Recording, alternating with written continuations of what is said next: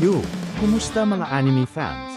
Welcome back, ito ang Ninja vs. Gakudo Episodes 1 hanggang 2. Kung napanood mo na ang Episode 1, i-click mo na lang ang timestamp sa baba para diretso ka na sa Episode 2. Pero kung hindi mo pa napapanood, huwag mong i-skip, simulan na natin mula umpisa. Tara na, nagsisimula ang kwento sa isang leader ng kilalang kriminal na organisasyon na nakatitig sa dulo ng baril. Ang pangalan niya ay Nag-Oshima, at halatang wala siyang takot kahit kaunti. Siya pa nga ang mismong nagbigay ng baril sa taong nakatutok sa kanya, habang kalmado niyang sinasabi na meron din siyang dala. Ang kaibahan lang nila, si Nag-Oshima, hindi basta-basta humihila ng gatilyo. Pinapaalalahanan niya ang lalaki na si Hiroshi na nasa gitna sila ng isang quick draw showdown. Sabi pa niya, sige na, barilin mo na ako. Pero halatang takot na takot si Hiroshi. Nanginginig siya habang sinusubukang protektahan ng isang tao. Nainip na si Nag-Oshima, kaya sumigaw siya, sige na, putok na. Dahil sa takot, pinindot ni Hiroshi ang gatilyo, pero isang iglap bago pa niya ito magawa, tumagos na ang bala sa kanyang ulo. Nanlaki ang mga mata ni Hiroshi, dahil ibig sabihin lang nito, mas mabilis pa ring nakapaputok si Nag-Oshima kaysa sa paghilang ginawa niya sa sarili niyang baril. Ngumiti si Nag-Oshima at malamig na sinabi, mas mahigit wag mong kalimutan, miyembro ako ng Gakuda. Ang bilis ng kamay ko, yan ang aking Gakuda skill. Si Hiroshi ang huling bodyguard, kaya ang natira na lang ay isang babae at isang bata. Samantala, sa kabilang bahagi ng lungsod, naglalakad si Shin, ang ating pangunahing bida. Nadaanan niya ang isang maingay at mayabang na negosyante. Napansin ni Shin na may cellphone na nahulog mula sa bulsa ng lalaki, kaya mabilis siyang kumilos.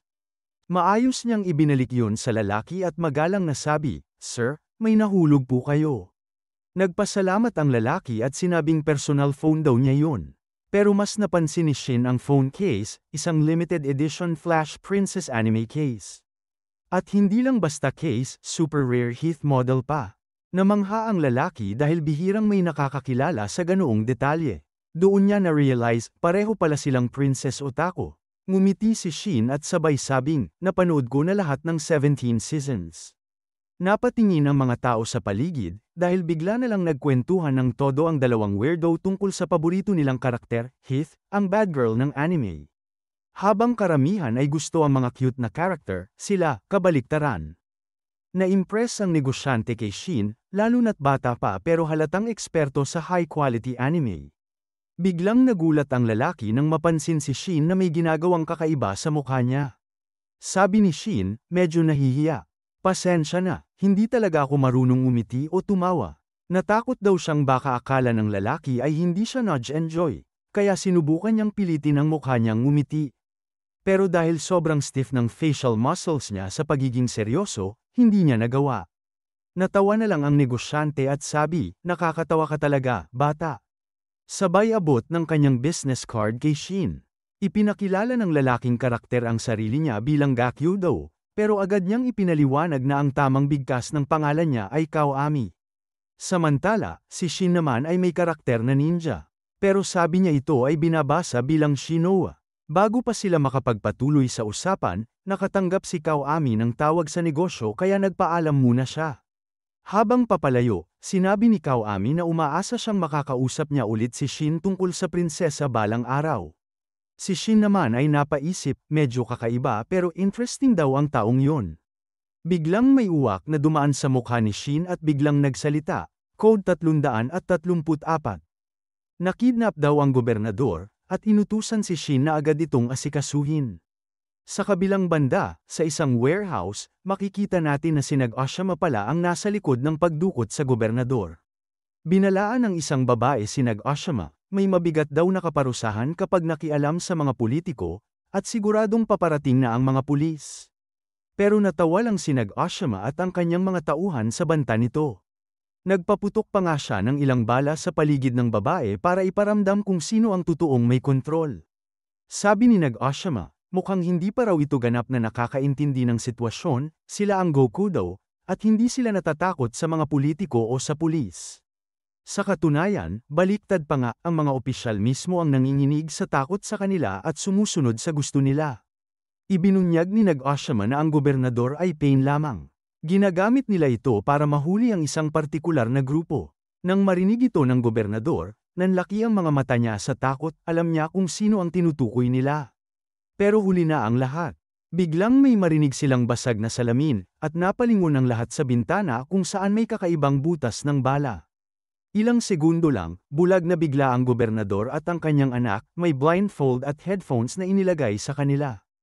Nagtataka ang mga Gokudo, ano tong kabaliwan na to?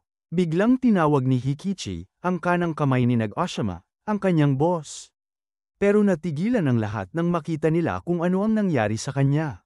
Mahina nitong sabi, hindi maganda ang pakiramdam ko, at doon nakita nilang wala na ang ulo ni Hikichi. Humingi siya ng paumanhin dahil nabigo siya, at doon nalaman ng lahat, si Shin ang may gawa nito. Nagkagulo ang buong lugar, hindi makapaniwala ang mga Gokudo kung paano napatay agad ang isang tulad ni Hikichi. Doon na-realize ni Nag-Oshima, ang grupong tina-target nila ay narito na. Isang anino ang kumikilos sa dilim, pumapatay ng walang tunog, tumpak at walang awa. Isa-isa, tumatalsik ang mga ulo ng Gokudo habang nanginginig si Nag-Oshima. Matagal na niyang hinihintay ang sandaling ito, dahil ang kalaban nilang ito ay buhay na alamat sa mundo ng Gokudo. Nagsimula siyang bumigkas ng isang sinaunang propesya ng Gokudo. Kapag may nagkasala sa ilalim ng mundo, ngunit hindi niya ito natapos. Paglingon niya, may kakaibang lalaki sa likod niya, si Shin mismo.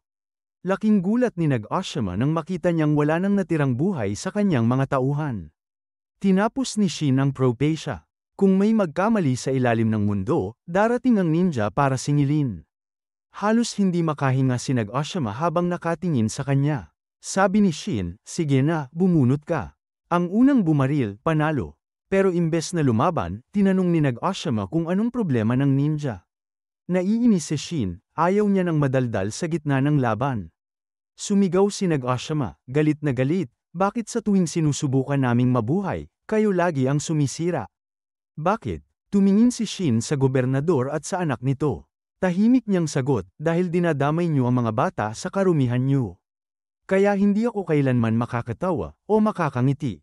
Sinisisi ni Nag-Oshima ang mga ninja sa pagkawasak ng lahat, pero wala nang pakialam si Shin. Tumahimik ang paligid at alam ng lahat. Tapos na ang laro. Sinigawan ni Shin si Nag-Oshima, bumaril ka na? Kaya mabilis na pumutok si Nag-Oshima, pero kahit anong bilis ng bala, wala itong sinabi sa kidlat na galaw ni Shin. Sa isang kisap mata, umiwas si Shin sa bala at pinugutan si Nag-Oshima gamit lang ang sariling kamay. Nanlaki ang mga mata ni Nag-Oshima, hindi siya makapaniwala. Hindi lang siya natalo sa bilisan ng pagbunot, nilampasan ni Shin ang bilis ng bala mismo. Habang unti-unti siyang nawawala ng lakas, ngumiti pa si Nag-Oshima. May tiwala pa rin daw siya na magtatagumpay ang Gokudo, dahil may isang lalaki raw na mamumuno sa kanila. Pero siguradong hindi na siya yon, dahil tuluyan nang bumagsak ang katawan niya sa sahig. Tinawag ni Shin ang kanyang teknik na Blade of Darkness, at malamig niyang sinabi, "Target eliminated." Kinabukasan, dumating ang mga pulis sa pinangyarihan ng krimen.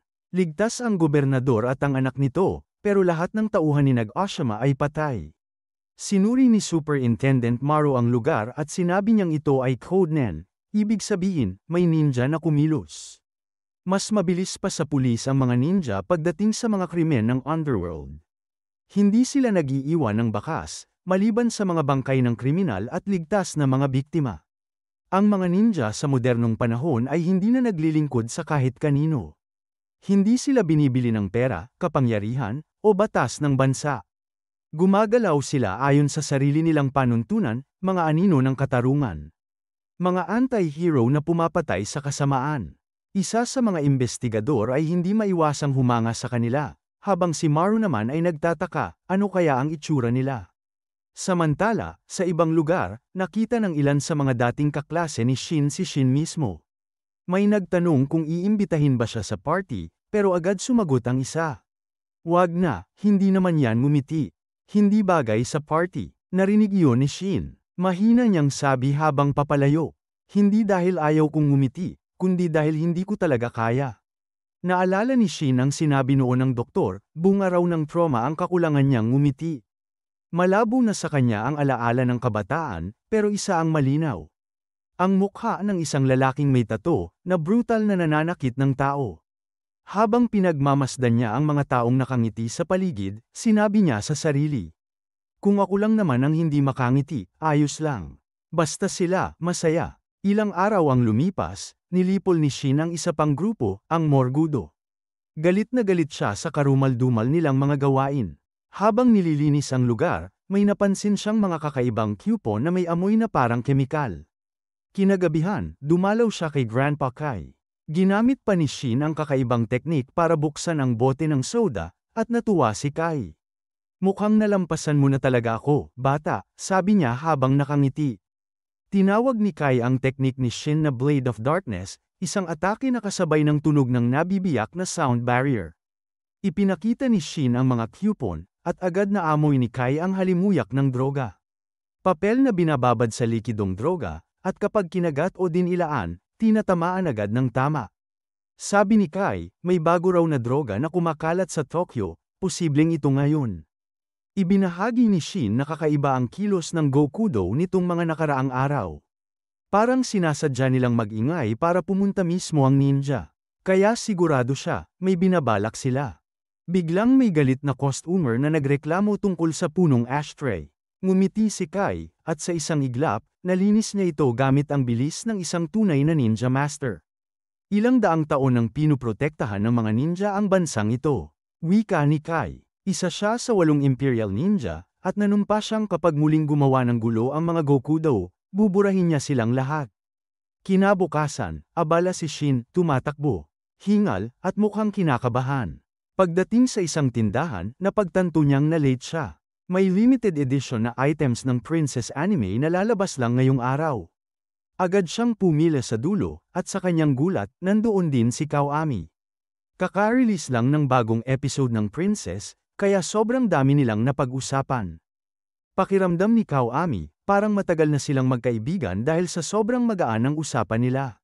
Si Shin naman ay napaisip kung ito ba'y kapalaran, ang muli nilang pagkikita. Pagkatapos gumastos ng sobra sa merch ng Princess, nagpasya silang kumain sa labas. Habang kumakain, galit na galit si Kaoami habang inaalala ang eksena ng pagtataksil sa anime.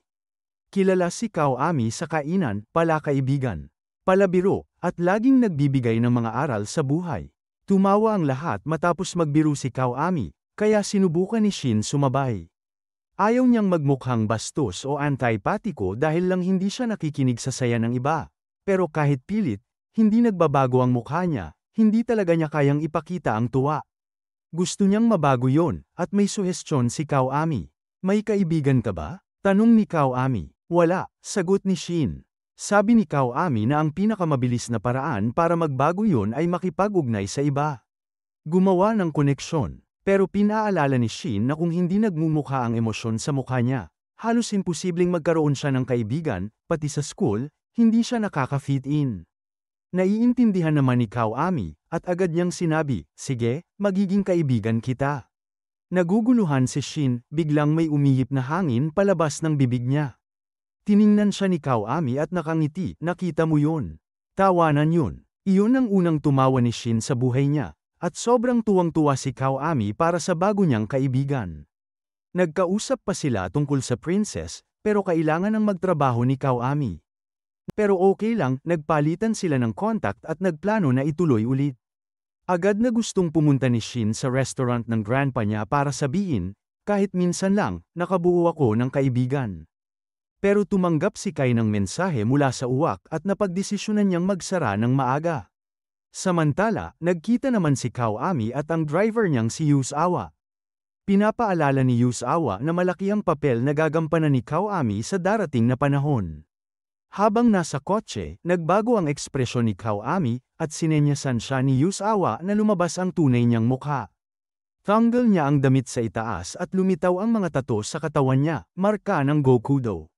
Sabi kay Kaoami na gulo ang pamilya nila. Dinudurog ng mga ninja ang kita nila. Humihina ang Gokudo, at maraming batang miyembro ang tumatalikod at sama-sama sa mga Nunyakuza gang. Sabi ni Yusawa, mas madali raw kung tatayo si Kaoami bilang leader ng Gokudo, pero ayaw ni Kaoami. Mas gusto niyang maging simpleng office worker at manatiling shadow boss sa ilalim. May plano si Kawami para harapin ang mga ninja, mukhang konektado ito sa mga drug-laced na papel, coupon na nakita ni Shin. Dumating naman si Shin sa restaurant ni Kai. Pero sarado na dahil maaga siyang nagsara. Sa isa pang base ng Gokudo, naglalaban-laban na ang dalawang faction nila, puro sigalot.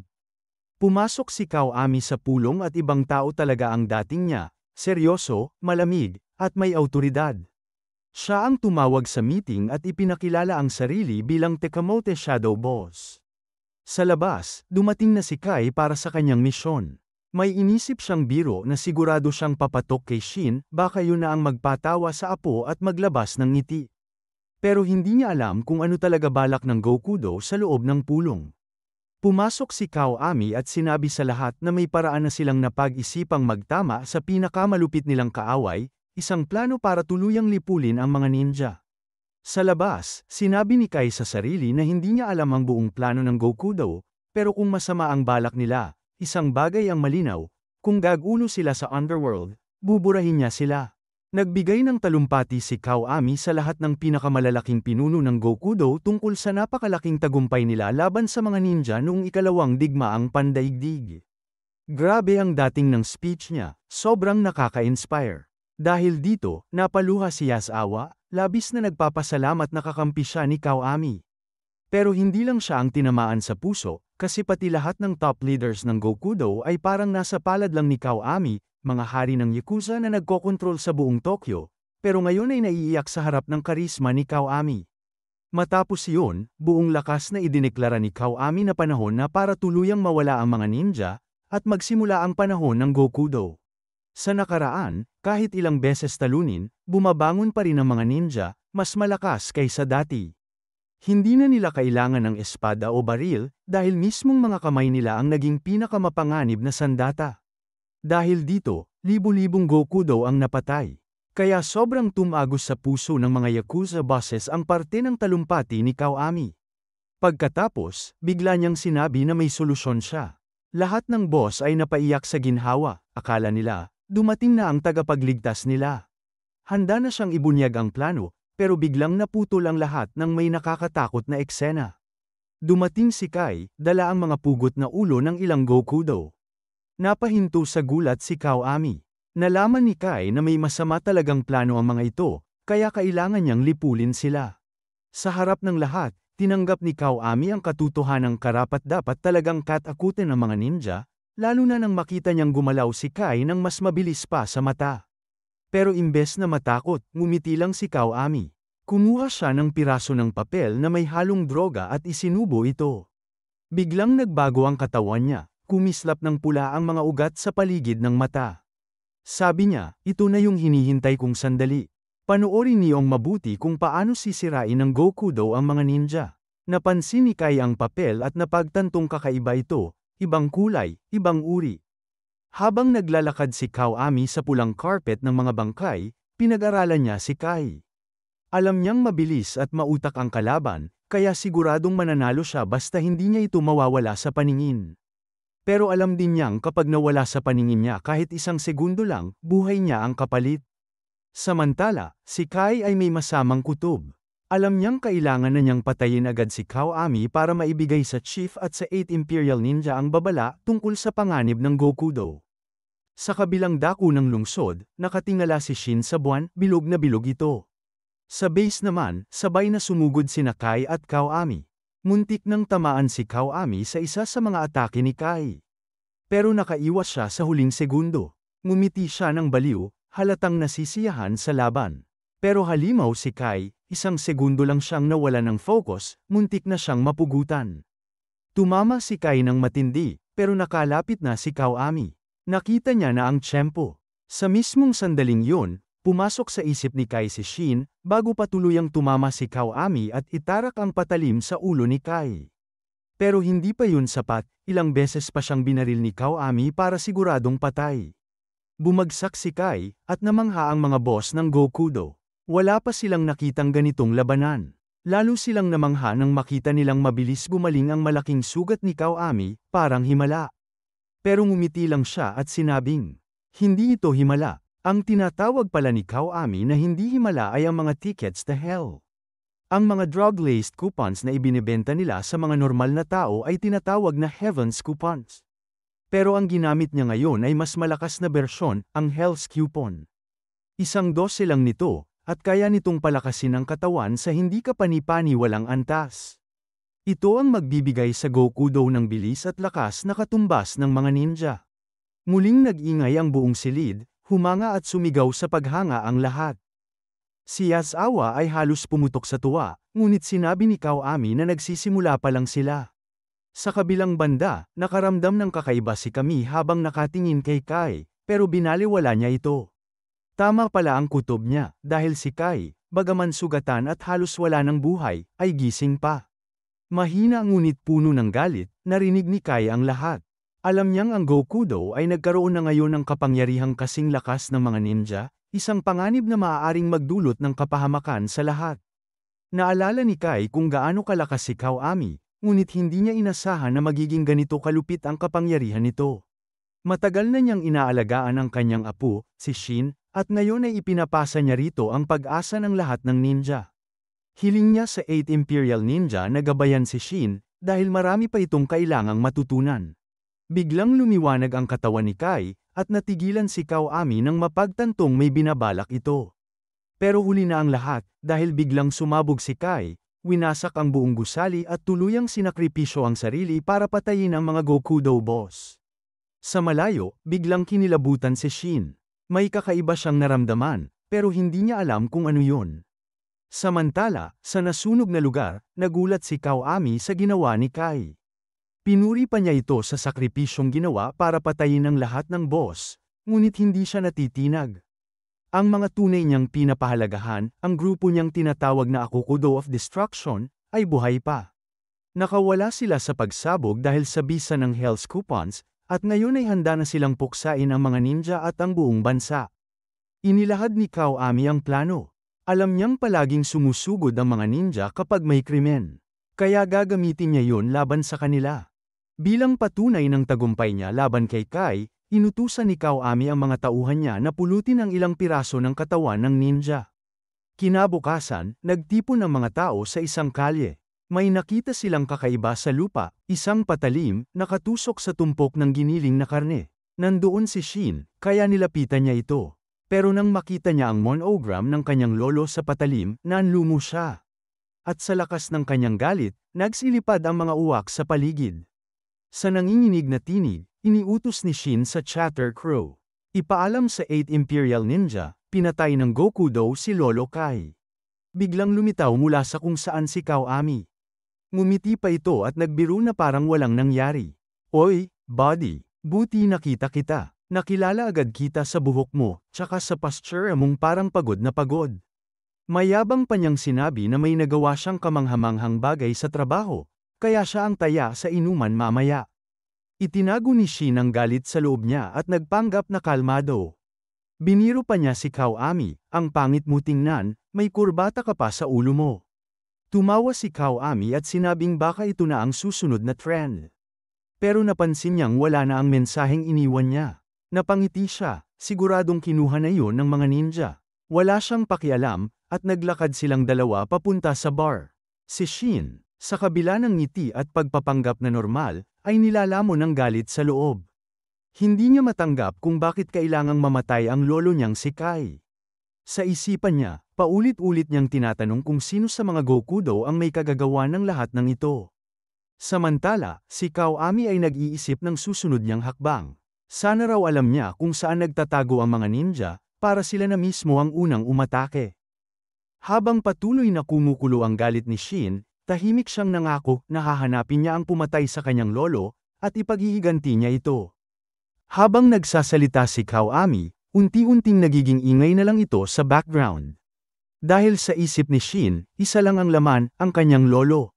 Naalala niya kung gaano ka mahilig sa kape si Kai, pero palaging sinasabi nito na ang pag-inom ng alak ay isa sa mga kasiyahan ng pagtanda. Handa si Shin na subukan yun ngayon. Pero dahil bata pa siya, pinipigilan siya ni Kawami. Sa kasamaang palad, tumama pa rin ng kaunti ang alak sa mukha ni Shin, at isang patak pa lang. Bigla na siyang nawala ng balanse at bumagsak. Natarante si Kawami, akala niya mamatay si Shin at baka kailanganin ng doktor. Pero nagulat siya nang makitang tunay na nag-aalala si Kawami. Dahil doon, naisip ni Shin na mabuting tao talaga si Kawami, at masaya siyang siya ang naging una niyang kaibigan. Pagkatapos, humingi ng tawad si Shin. Inamin niya na kamakailan lang ay may nawala sa kanya, isang taong parang magulang na minahal niya ng higit kaninuman. Kaya siya uminom, para malunod kahit sandali ang sakit. Nalungkot si Kawami. Sinabi niyang alam niya ang pakiramdam ng mawala ng mahal sa buhay. Walang alak na makakatanggol ng ganoong klaseng sakit. Kaya aniya, sa ganitong mga oras, iisa lang ang tunay na solusyon, umiyak. Hinimok niya si Shin na ilabas ang lahat ng emosyon bago siya lamunin ng galit at lungkot. Kaya matapos ang lahat ng trahedya, tuluyan ang bumuhos ang kanyang mga luha. Pagkatapos, humingi siya ng tawad sa abalang naidulot. Bago sila maghiwalay, pinaalalahanan siya ni Kawami. Uminom ka ng maraming vegetable juice bukas para sa hangover mo, ha? Nagpaalam silang magkaibigan, at habang naglalakad, napaisip si Kawami, ramdam niya ang sakit ni Shin, at laking gulat niya nang mapansing pati siya, umiiyak na rin. Makalipas ang ilang sandali, may grupo ng mga lasing na magnanakaw na lumapit sa tulog na si Shin. Pero hindi nila natapos ang balak nila, dahil biglang lumitaw ang isang ninja, gamit ang talam ng dilim, at nagsimula ng malaking apoy sa likod nila. Iisang bagay lang ang malinaw, may dumating para kay Shin. Samantala, sa ibang lugar, si Yasawa ay nagtipon ng mga batang ulila, mga bata na ang buong pamilya ay pinatay ng mga ninja. Inampun niya ang mga ito, gaya ng pag-ampun sa kanya noon ng kanyang guro na si Tekamoto. Biglang napakita ni Yasawa ang kakaibang bilis at lakas ng harangin niya ang isang bala na halos tumama kay Kawami. Napabuntong hininga si Kawami, dismayado na isa na namang asasin ang dumating para maghayganti sa ngalan ng iba. Pero tiniyak ni Yasawa, ako na ang bahala rito. Nagpaputok ang kalaban, pero si Yasawa ay parang pader. Tinamaan ng bala ang katawan niya, pero hindi siya natinag. Na-realize ng kalaban na nagkamali siya ng pinasok na laban. March of the Yakuza Liner. At nang lamapat ang kamao niya, parang sinagasaan ng bus ang kalaban. Nagsigawan sa tuwa ang mga batang ulila. Tuwang-tuwa sila kay Yasawa, tinawag siya ni Kawami at sinabing, sige, mag-enjoy ka muna. Pero mamaya, ipapadala na kita sa ilalim para sa susunod na mission. Samantala, ang taong sumagip kay Shin ay bumisita sa isang elevator at mabilis na pinindot ang mga button para buksan ang isang lihim na palapag. Doon, isang babae ang sumalubong sa kanila, ang dalawang miyembro ng Imperial Ninja, at tinanggap silang muli sa Crow's Nest. Napansin ni Nodoka na may isang lalaking hindi niya kilala. Zanzo, ang sagot ng lalaki. Laking gulat ni Nodoka, ang kausap pala niya ay ang chief ng 8 Imperial Ninja mismo. Ngumiti si Zanzo, ngunit alam ng lahat na nag-aapoy ito sa galit. Nabalitaan na niya ang nangyari na ang number 2 Imperial Ninja ay wala na. Mula sa galit, ipinakita ni Zanzo ang kanyang kapangyarihan, isang kakayahang magbago ng anyo. Ipinahayag niya, una, hahanapin natin ang salarin. At pagkatapos, tatapusin natin siya. At kailangan nating alamin kung paano nila nagawang pumatay ng isang ninja. Namangha si Nodoka, gaya ng dati, sa kakayahan ni Zanzo. Ang tawag dito ay Be All and Do All. Isang teknik na nagbibigay sa kanya ng kakayahang maging anumang bagay at gawin ang anumang bagay. Siya ang pinakamatanda, pinakamalakas, at may kakaibang talento sa lahat ng ninja. Ipinahayag naman ni Noka na alam na nila kung sino ang posibleng salarin. Ang manli ni Kai ay may nakaimbed na hiyas, at sa loob nito, may lihim na kamera. Sabi ni Noka, hindi masasayang ang pagkamatay ni Kai. Siguradong nakuha ng kamera ang mukha ng pumatay sa kanya. Pero sabi ni Shaki, medyo sira ang kamera. Kaya ipinangako niya, kakayanin kong i-recover ang data. Tutuperan ko ang huling hiling ni Kai. Ngunit biglang nagsalita si Zanzo. May paraan ako para malaman kung paano nagawang pumatay ng ninja ang Gokudo. Ipinaliwanag niya na ang grupo ay kasalukuyang nasa Shinjuku District. Sa mga guho ng dating US Forces Secret Underground Club. At sa lugar na yun, may isang Gokudo na may hawak ng 100 hostage na gangster mula Tokyo. At ang Gokudo na yun ay si Yasawa. Sinabi ni Zanzo na kagabi, lahat ng kingpins ng Gokudo sa Tokyo ay napatay sa isang malaking pagsabog, at malamang, may kinalaman si Kai doon. Nagpasya si Nodoka na siya mismo ang susuri kung ano ang ginagawa ng mga Gokudo sa underground club. Binalaan siya ni Shiki na delikado yun, pero tumanggi siyang may isamang iba.